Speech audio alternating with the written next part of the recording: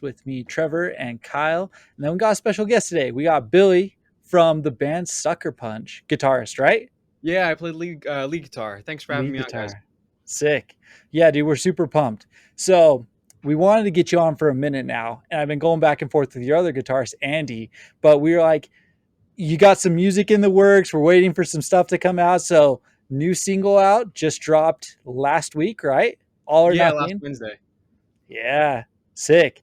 Well, we're super pumped about that. And dude, it's fantastic. Oh, thank you so much.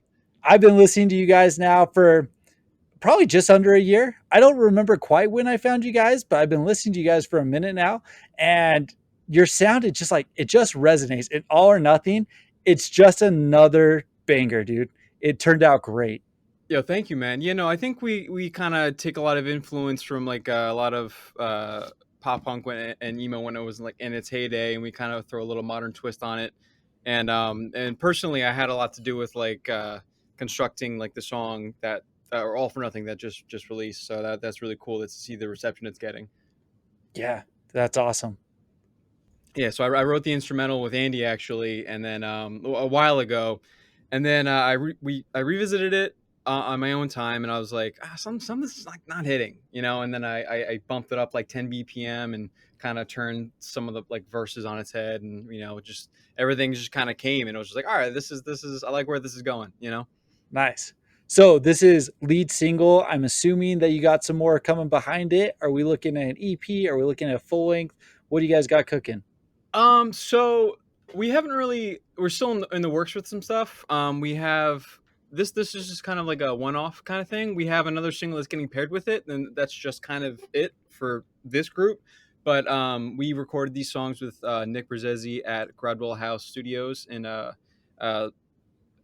South Jersey. And the names of the town is escaping me at the moment. But yeah, it's a great guy. Really awesome to work with. It was our first time in like a bigger studio setting, and it was a really cool experience.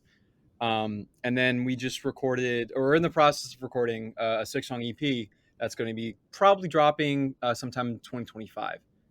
Oh, sick. Okay. So we got to wait for a minute, which I mean, that kind of sucks, but you know, We'll have another single out before the year's out, at least. sounds good. Okay, dude. So Nick is the dude from Man Overboard, right? Yeah. Well, he's also playing bass in the story so far right now, which is pretty cool. Oh, that's right. Yeah, it's fun. I'm very, very stoked for him, man. I see all his pictures on Instagram all the time. I'm like, that motherfucker, like I'm very, very envious. How did you guys get connected with Nick? He's been hitting us up for a while, and it's like, hey, you guys want to, come in, and we just wanted to try something different, because normally we've been going to our buddy Pat Reese in Barroway Studios in Old Bridge, New Jersey for a long time, and yeah, we just, Pat's more of a like a post rock kind of progressive metal kind of guy, and we thought maybe let's fuck around with someone who's like they were in like a very influential pop punk band, that in what the 2010s and stuff like that. Like, let's just try it, see how it is, and it was great. It was fantastic. That's awesome. I freaking love Man Overboard. So that was really cool to see that you were hooked up with him. Oh yeah, he's great. So you guys are based out of New Jersey then, right? Yeah. I mean, Yeah. yeah, kind of. We started. Andy started this project as a way to cope with his ulcerative colitis. He was in and out of the hospital for a while, and I met Andy through our producer Pat that I had mentioned before, and yeah, and then Andy fucked off to Virginia, which kind of sucks, but like the rest of us, are Jersey. We have one guy in PA, so or East Coast, yeah. Yeah. Yeah. How does that one thing that we've talked about, like when we got into you guys and did the episode where we talked about you and stuff, was there's like this very unique defined sound from like New Jersey, that whole area. Is that a conscious thing that you guys thought of, or is it just something that you grew up with and you're like, this just sounds right to me, I think it's more that, like I think that writing music for other people kind of sucks. Yeah. I want to write music for me, and it just so happens to be like that and kind of okay, Yeah. for most people. So No, I it's think, I mean it's cool, and it's Me and Trevor from Salt Lake. I live in Dallas now, Oh shit. Okay. and we're doing this thing, where we're trying to find bands, smaller bands from around the country. And it's just really interesting how you go to these different places and there's like these pockets of unique sound, I can see And that. I so, can see that. yeah, we heard you guys, and it was a sound that really resonated with us because we really liked it. But we're like, oh yeah, like I could have told you guys are probably from Jersey. Oh yeah, yeah, yeah. I So, mean, yeah, we grew up on like Coheed and Taking Back Sunday, Brand New, and like yeah. all this other stuff. Like all the like that era was like insane. I mean, we have so many good artists come out, like Mike Hem. Trying to think of Oh, other. Coheed's from Jersey. I didn't know I that. mean, I think Coheed's like on the border of New Jersey, New York. Uh, I think Taking Back Sunday is also around the same area, maybe. yeah, Um, but yeah, a lot of really cool talent coming through here. We got New yeah, York right there too. Like it's so much going on. Oh, Philly, man, like come on, it's just like a yeah. pocket. Well, and So it's many been like 25 years of it. Like Mhm. there's a complete history just going back for ages. I mean, one of the influential bands for us is like Thursday and bands along Thursday's those great lines. too, Yeah, Thursday, Armor for Sleep, all that yeah. stuff. Like we sit here and we watch documentaries about like the Northeast, like Jersey and things like Yeah. that. And you're seeing they're living in there. And so we're a little bit envious, right? So we can fake our way through it, but you actually can talk to it. So Yeah, I mean, I'm very fortunate, to be where I am and to have worked with the people I had. Like a lot of cool opportunities come the way over here. It's just like a crazy good scene. Yeah. Pop punk. I think right now in Jersey is not as big as it once was, but there's still some pretty cool stuff going on. that's So sick. did you guys are you guys big pop punk fans like growing up, or did you like are you I don't know how to say this. I don't know. I like What did you grow up on? sometimes it's like I have a stroke and you just can't understand me, or Yeah, this conversation leads into buttholes, and I'll try and stop that one, but no, I the think incoherent rambling like that'll continue. actually, I mean, I think a lot of um, a lot of us kind of have always been into like at least like rock. I know Andy's like been into this stuff for a while. He had a buddy, Aaron, who showed him a bunch of really cool bands, and he just got like super into it. Our singer Chris, he had an older brother that got him into a lot of cool stuff. Like him and his brother got into like Kiss, and they through their dad and stuff like that. So they were always into like rock and hair metal and shit like that. I Yeah, I've been into it ever since like middle school. I started to develop my own music taste. I kind of just like I started out listening to whatever's on the radio or whatever my mom was listening to or some shit. I remember the first like uh, CD mixtape I would really got into was like actually like a lot of rap and hip hop. And Nice. my buddy, his name was Vinny. He gave it to me, and I was blasting that all the time. And then I East found Coast though, right? Like Biggie, none of that uh, West Coast crap. honestly, oh yeah, there's like Fat Joe. There's some other people on there. So some of it was East Heck Coast, yeah. yeah. All right, good. But yeah, and then I hit middle school, and then I saw people wearing Slipknot shirts, and I heard about Sum 41. I was like, ooh, that's pretty good. And I checked it out, and it just I was just like, oh fuck, this is me now. Like this is my identity, and this is what I fuck with. So when did you start playing guitar? Around the same time, middle school. Yeah. Yeah, middle school. My dad got me a Stratocaster for I don't know if it was like for my birthday or something, but yeah, my dad got me a Stratocaster, and it's been you know love ever since. Yeah. There you go. So we're not musical at all. Trevor plays guitar, I guess. I don't know. Do you actually play it? Yeah, I mean, I still dabble. All right. So He hits the strings a couple times and then calls it music. But what's it like getting to a point where you're like, hey, I can write music? Like, how does that? Because I'm not musical. I don't understand how that happens, right? So how do you get in that space, or how does it come to you? Um, it's a lot of it's just kind of fucking around and finding out. Like I sit down, and I'll be riffing, and then I'm like, oh, that sounds cool, and then like I'll take note of the notes in the riff I just played, and then I'm like, okay, like I can, these chords sound good over these notes. Like these chords are what I'm going to be making the chord progressions with, and I kind of just again write what I want, what I would Yeah. listen to, what I like, and that's you know cool riffs and breakdowns. there you That's go. tight. Yeah, that's tight. There you go. So this started out, you said that Andy started the project. It was originally like New Choose, right? Yeah, we started out as a band called Nude Shoes. We were Nude Shoes for, I want to say maybe a year and a half, 2 years, maybe actually.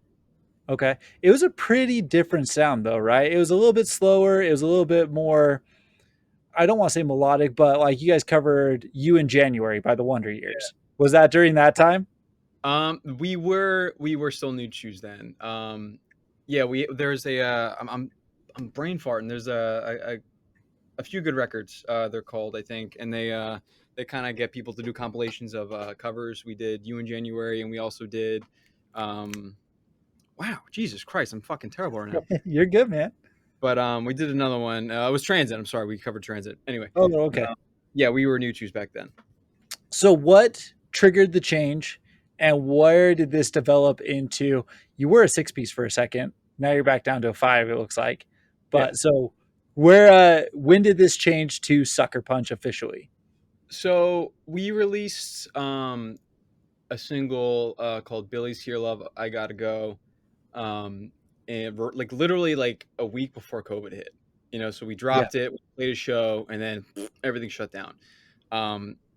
But some of the comments. I mean, one of the things that's like, I kind of I think about like a decent amount is like catering somewhat to what people like, and also catering to what you like. You got to find a balance. But in Billy's Here, Chris sings like one of the verses, I think, and a lot of the comments are like, "Yo, that guy's pretty good. He should sing more." And Chris is a phenomenal singer, and this is no diss to Andy, but he's just a better singer than Andy is. You know, Sure. Chris has done like a lot of theater and choir stuff, like all through high school. He's like got some pipes on him.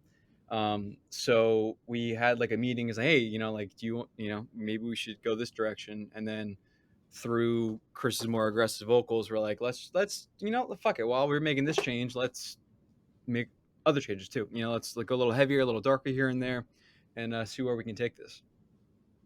That's sick. That's sick. I've listened through everything. It's all great, but we've talked about this several times with different bands, but you start to get the direction in the EP Hope Like Hell. You start to go in towards that more easy core feel, but it's still a little bit more pop punk. It wasn't until Better Pleasures where it's the really heavy easy core. Which I hope that you're okay with me saying easy core, right? There's some people who are like, no, screw that crap. Like, we're not doing that. So, but I think, there's some good easy core. I just hate easy core when it's cheesy core, when it's just like bubblegum bullshit and then just like drop F breakdown out of fucking nowhere. It's like, all right, my shorts. We're talking about you, Chunk, no Captain Chunk. Oh, I'm not Dude, they don't listen. Don't worry. Kyle throws shade, but it's just not my thing. But I like pop punk when it's like written by kids who are into like hardcore and like deathcore and shit like that, and that's like right up my alley.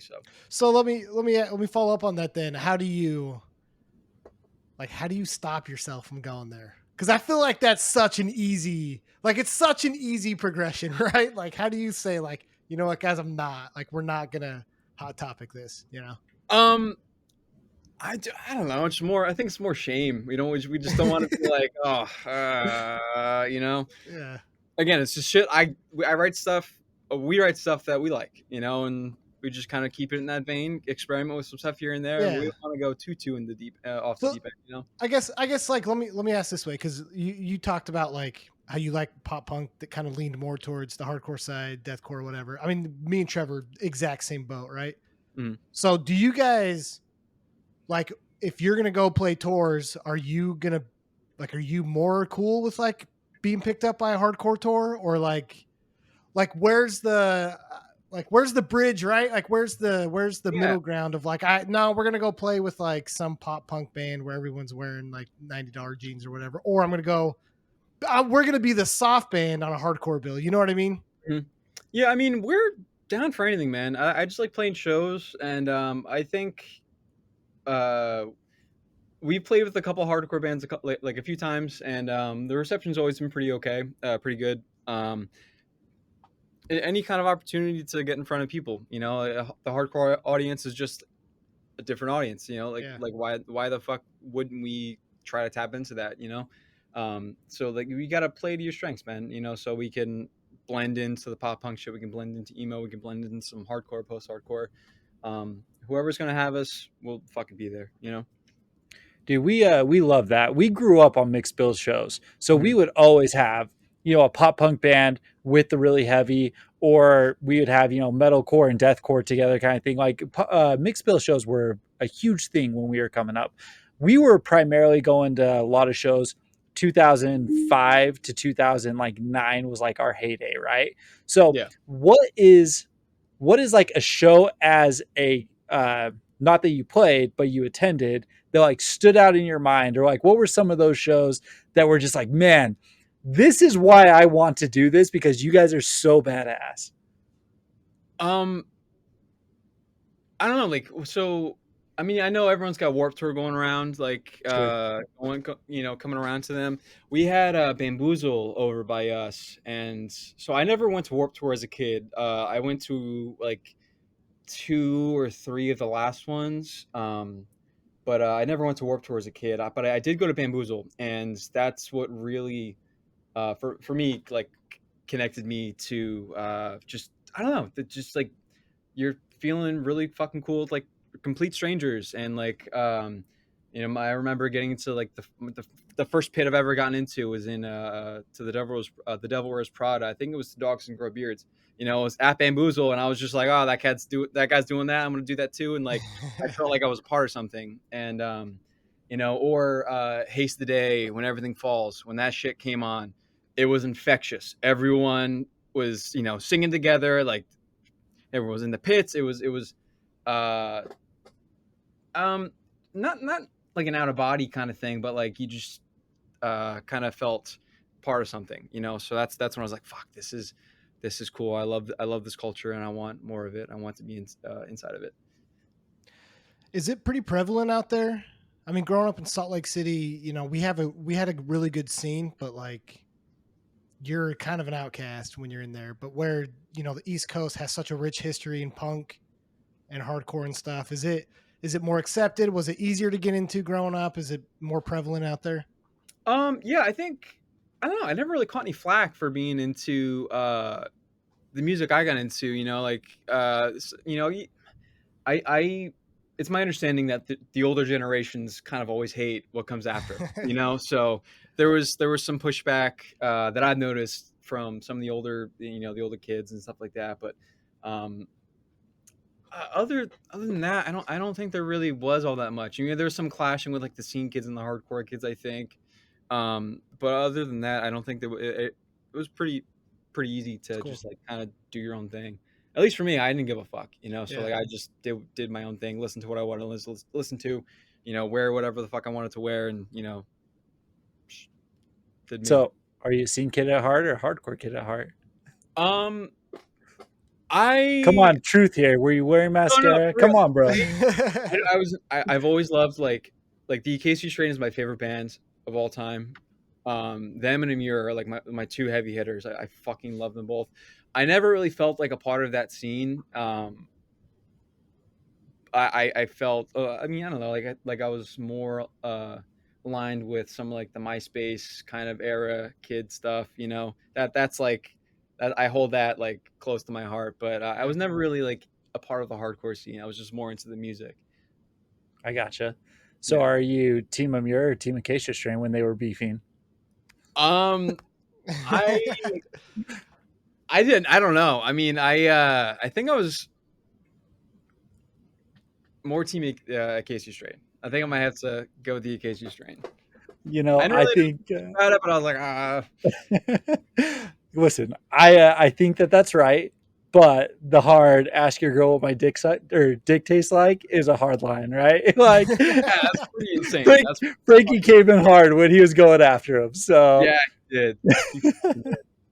I do love I love Amir as well. Those are my two like top like metal band or deathcore bands. sick. So what are you currently listening to? Do you listen to a lot of the nostalgia stuff, or are you caught up and listening to a lot of like bands coming out currently? Like what is like on your playlist these days? Right now, I go. I'm gonna go to my Spotify and cheat a little bit. Like I've been Yeah. listening to like a lot of the story so far is new record, some Koyo.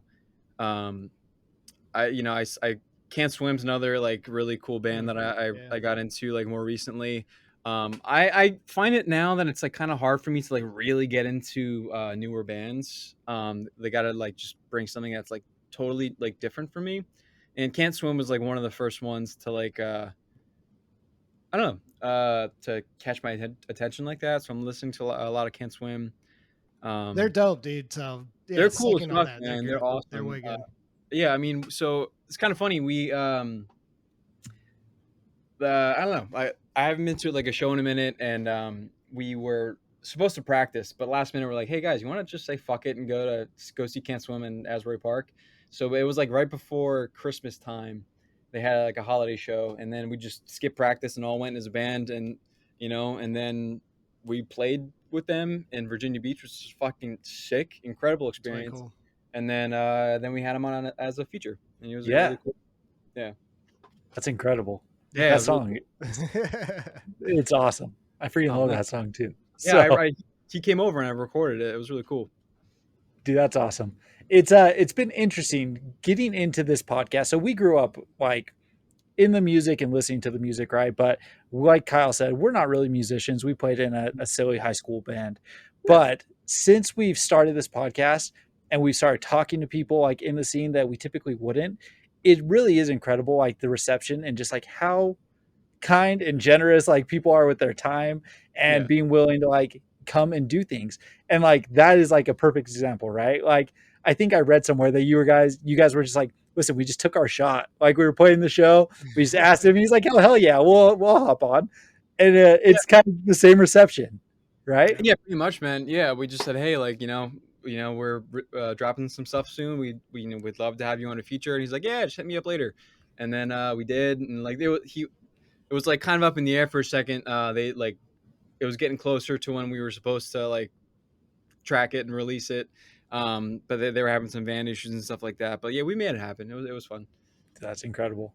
That's Yeah, I incredible. mean, I don't know. I mean, like, I wouldn't discredit yourselves, as like as far as your musicianship goes. Being in like high school bands, man. Like, I think there's a lot of innovation that comes from um, inexperience, if that makes sense. I don't mean that in a bad way. Like if you want to fucking do it, a lot of kids will sit down and make it happen. Like I don't want to discredit, I, anyone for you know what I'm saying. I 100% agree with you.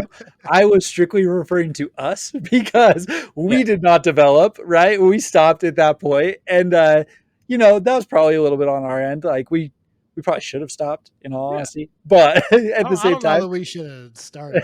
People, because I wore as a joke like cut off jeans that were really short.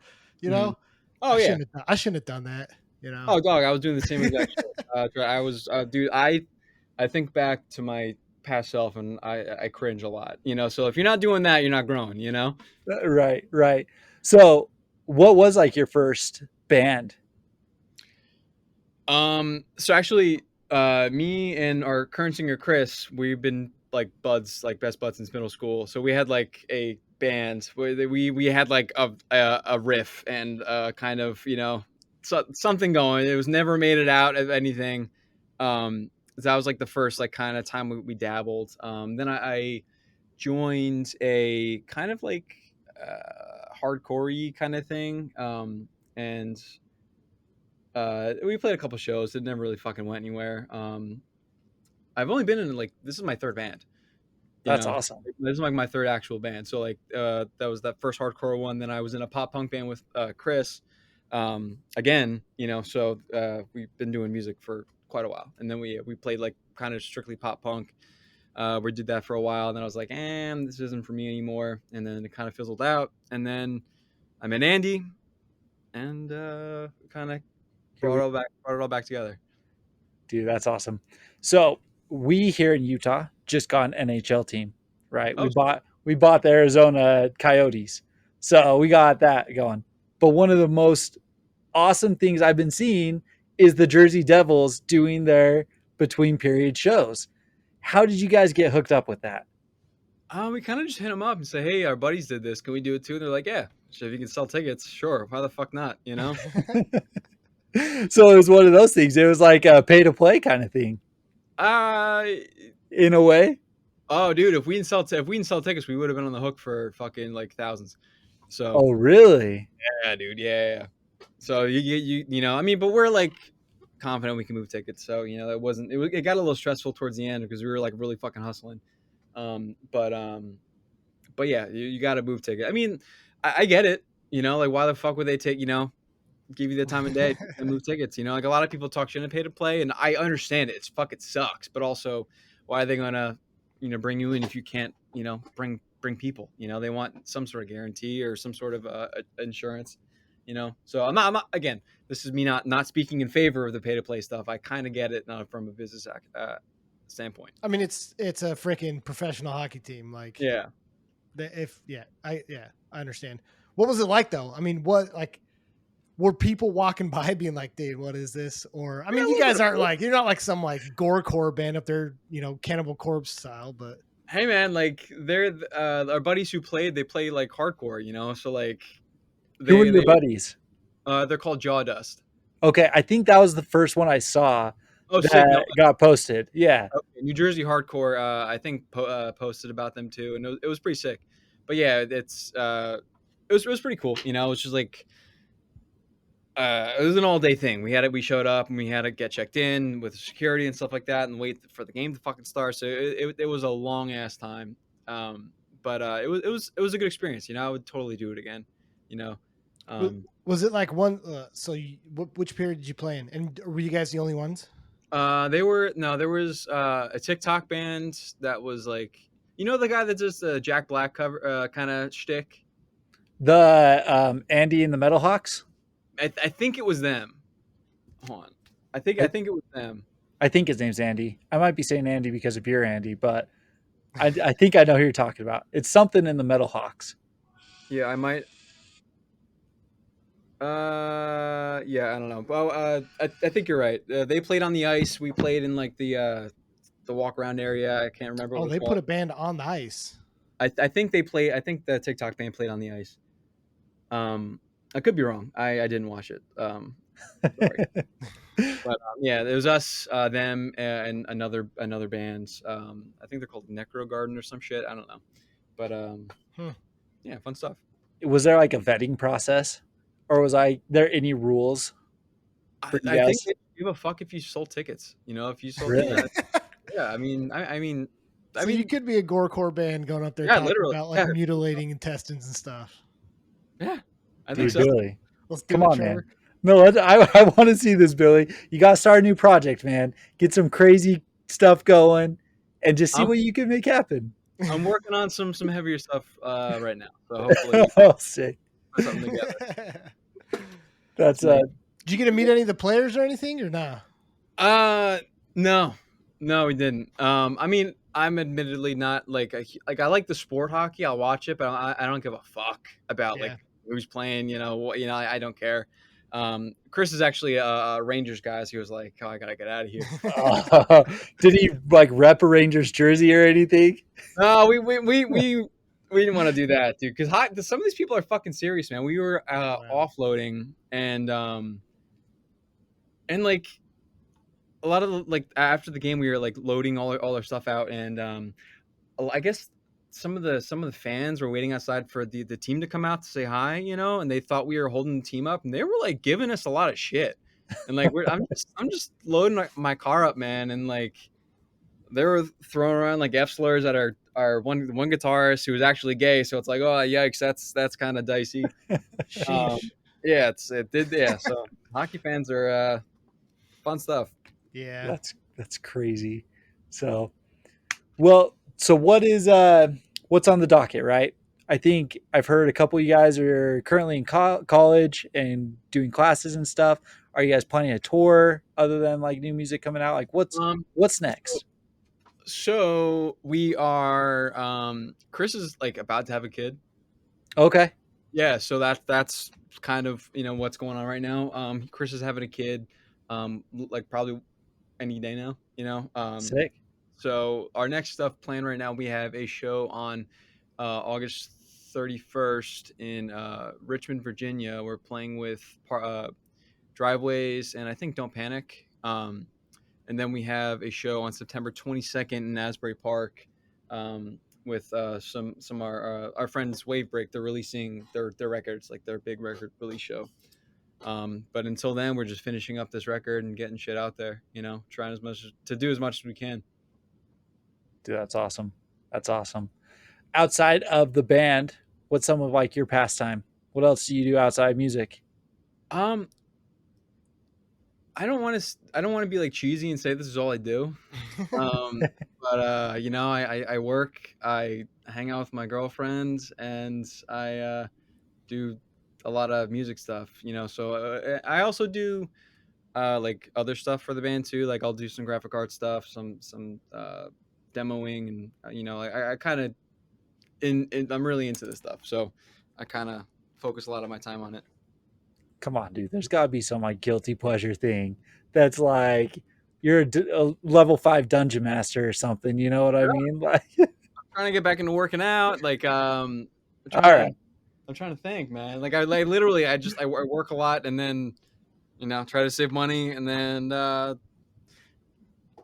See, music. Trevor, this is why people like him make it, and you and I didn't making music. All right, so Fair. You got it, dude. Yeah, it's a fucking lot, and a lot of people don't realize how much like work and effort like goes fucking into it. It's a lot, and especially, I think about it all the time, and I mean, it's especially now because you guys have to worry about all the social media crap. You talk about graphic design, like, I mean, people didn't really do that back then. dude, it's a double edged sword, man. Because like on one hand, like a lot of people like talk shit on like the Spotify stuff going on, but like I'll look at our analytics right now, man. Like if we were doing this fucking 20, 30 years ago, like we wouldn't have we got listeners in fucking UK, Canada, Australia, Germany, like all these cool spots, and like we wouldn't have had that. We wouldn't have broke it past like the East Coast ever, So I think there's a lot of really cool stuff if you make good use of the tools that you have. It is a lot, so it's overwhelming, um, and it seems like the pool is bigger than it's ever been, which is like very hard to be the loudest, to get people's attention and shit like that. So you Yeah. know, it's a That lot of is huh. that's true. Like it is crazy to think just how wide your reach can go at these days. Like we asked this to we talked to Mike Perez of No Bragging Rights recently, Okay, okay. and we asked him like how he felt about social media and like the necessity of it. Being an older and established band, right? He's like, it's still very necessary, but being a younger band, like, how do you feel about it? Like, do you like it, or is it just like crap? We gotta do this Yeah, just because just because. to add on to that, like I saw some video the other day of like it was a Instagram reel or whatever, and it was a musician, and the caption was like, "Look at what I have to do to be a musician." He's doing some like stupid TikTok dance, and it's Yeah, like there's so much cheesiness and influencer crap that you have to do now just because that's what people want to see, and it sucks. yeah, it fucking sucks, man. And again, like we're a little bit older, so like I feel like a dipshit, like doing shit for TikTok, and like it sucks. But it's a necessary evil. And again, like who the fuck knows what's gonna take off? Who knows what's gonna get people's attention? So you just kind of have to bite the bullet and do it. But like doing social media for yourself is okay, and it's fun, but like doing it as like part of the job, like it can get pretty nuts. So you got to figure out when to post, what to post, like I don't know, do research on what captions, what people are kind of like into right now, and like kind of stay on top of trends, and like oh like fucking this day to remember story so far tour is happening right now, so I got to make sure I include those hashtags in it because people are talking about it, like just like weird shit like that. You got to stay on Yeah, top of it. So I don't know. Like I drive for a living, so I am fortunate enough to like be able to listen to people who do it on a bigger scale than I do. So I take a lot of influence and lessons from some people. do you Jesse guys Plemons, Finn McKenty, stuff like that. do you guys still do old school stuff? Do you print out flyers? Do you show up to Um, shows and ask people and talk to people, or is it, I mean, has the focus changed, right? I mean, a lot. I've seen benefits to both. So for our release shows that I've done the on the ground kind of things where I'm designing flyers, printing them, driving out like to the area, that it's being held, and my own area, so shit like that. So I have seen some success in some stuff that way. I think a lot of people appreciate like a human connection. Like I know a Yeah. lot of people are introverted now and like a lot of online shit, but like even as much as like talking to people at like my own shows, like there's a couple people who like they're like, oh shit, like these guys are pretty cool, like we'll fucking support them. Like people want that connection. And so I think you kind of got to utilize both, and I think we need to do better with that, on my end too. I need to go out more. I just got a camera. I'm gonna try to make some connections that way. I'm gonna try to Yeah. do some show photography. Dude, we talk about that stuff all the time because we are. How can I ask you? How old are you? I'm 31.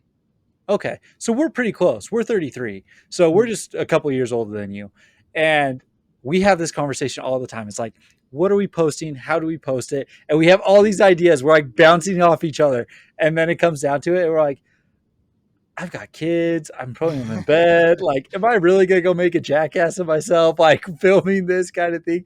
Do I have to Yeah, have my wife film this for me? Like, it starts getting, it's tough, man. It's it fucking gets a little weird. like staying on top of like the technology too, dude. Like I just financed the fucking the Insta360 camera. Like Yeah. it's ridiculous. Do you guys do this like with video or is it just audio? We've just We started doing video like a Oh, month sick! No ago. way. Yeah. Yeah. So yeah.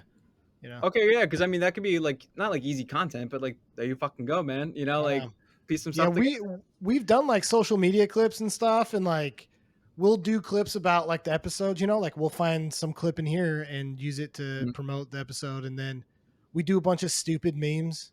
And Yeah. I do a bunch of stupid memes, a bunch of stupid crap, and then Trevor texts me later and says, "Dude, what the hell are you Yeah, doing?" you fucking ding dong. Yeah. Yeah. But we just started uploading to YouTube, and it's like surprisingly like random views. I don't understand how people have found it on there, but whatever. It's probably Okay, some dude. bot from Russia. I don't care. I like seeing the views.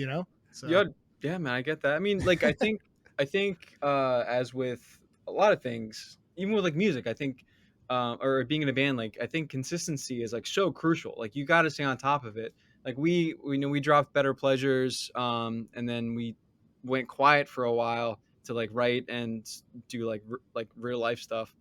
And our numbers dropped a little bit. Like it's just like you need to be fucking feeding the machine. It yeah, sucks, it does but suck.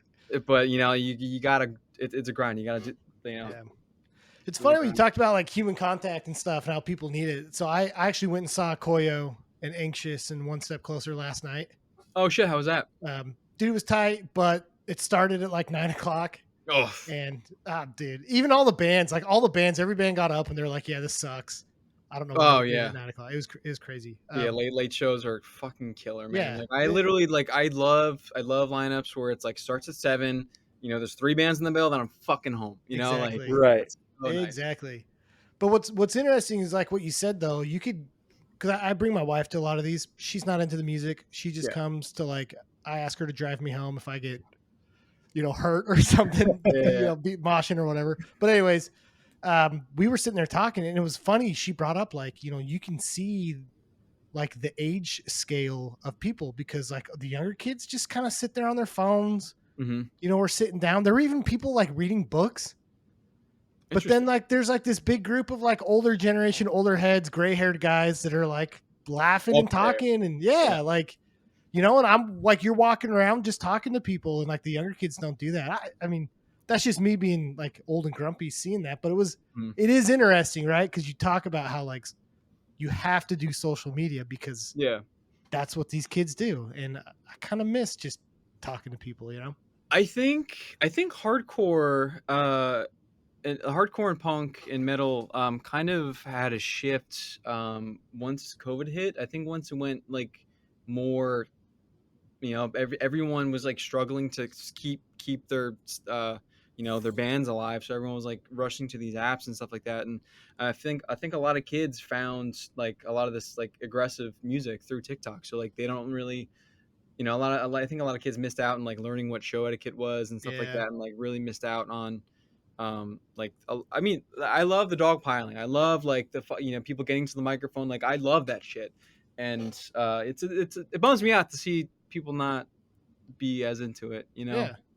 Um, but I also understand like some of the crowd shit isn't for everybody. Like I low key am not a big fan of crowd surfers, you know, like personally, you know, but like more so just because I don't want to fucking break my neck when Yeah. you know, I don't know. When I used to No. see a lot of speed all the time, and it was just like fucking nonstop, like oh fuck shit, I've got you know, like nonstop. It was like oh okay, this is annoying. I'd rather just be in the pit. Yeah. Yeah.